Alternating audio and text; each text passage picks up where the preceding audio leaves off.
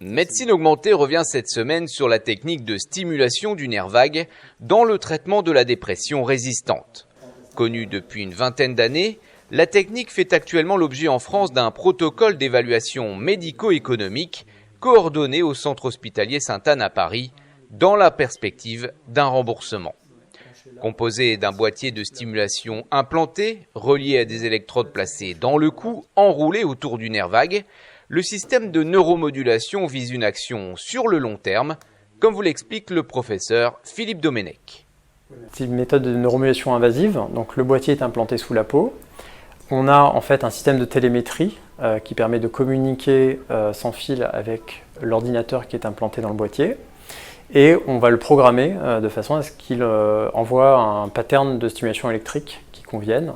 Le pattern le plus standard, c'est que le stimulateur soit allumé pendant 30 secondes. Et donc pendant 30 secondes, il va envoyer des petites ondes carrées à une fréquence de 20 ou 30 Hz, dont on peut contrôler l'amplitude. Puis il va s'arrêter, en général pendant 5 minutes, avant de redémarrer. Pourquoi est-ce qu'on fait ça? C'est parce que d'une part, le nerf vague, si on l'active trop, il peut s'abîmer. Donc en fait, on est forcé de faire des pauses de façon à ce que le nerf puisse être stimulé pendant longtemps sans s'abîmer. Le stimulateur du nerf vague, eh bien, il va détourner l'activité neurale le long du nerf vague. Le nerf vague, c'est 80% de fibres qui remontent vers le cerveau. Et ces fibres, en fait, juste derrière, il y a les grands noyaux monoaminergiques, la noradrénaline et la sérotonine dans le cerveau, qui vont être entraînés et activés par la stimulation du nerf vague de manière visiblement différente de ce que peuvent faire les médicaments.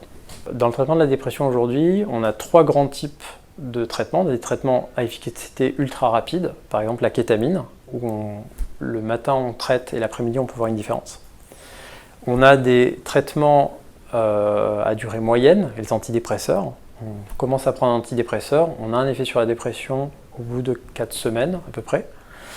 La stimulation du nerf vague, c'est un effet à très long terme. C'est au minimum 3 mois et souvent entre 3 mois et 1 an. Il faut en gros 2 ans pour savoir si ça marche ou si ça ne marche pas. Parce qu'en fait, c'est un traitement à longue durée d'action, très lent, mais parce qu'en fait, c'est un stabilisateur de l'humeur plutôt qu'un antidépresseur. Et donc, c'est pour ça que la stimulation du nerf vague n'a pas les mêmes indications que la sismothérapie, la kétamine ou les antidépresseurs. C'est plutôt un traitement des dépressions qui sont dures à stabiliser, plutôt qu'un traitement d'un épisode qui est très sévère. Et en France, l'introduction est récente, puisque les premières chirurgies, c'est mon groupe qui les a faites en France.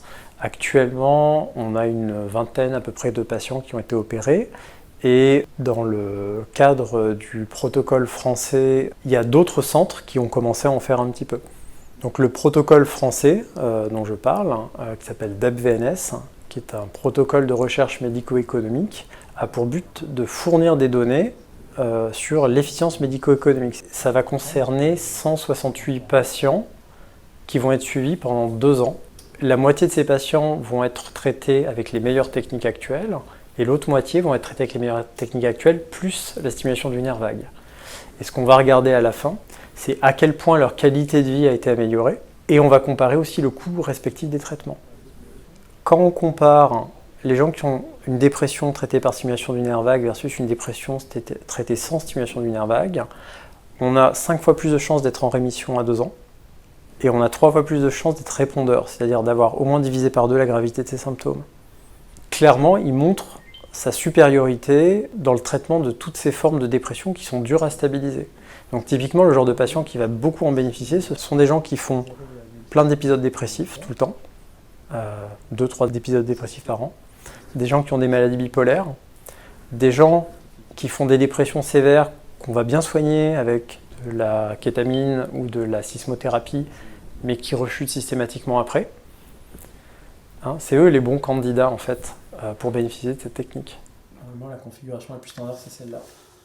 C'est la fin de cette édition, merci de votre attention et rendez-vous le mois prochain pour découvrir de nouvelles innovations médicales. 20 Hz entre microsecondes, c'est le plus standard, 30 secondes on, 5 minutes.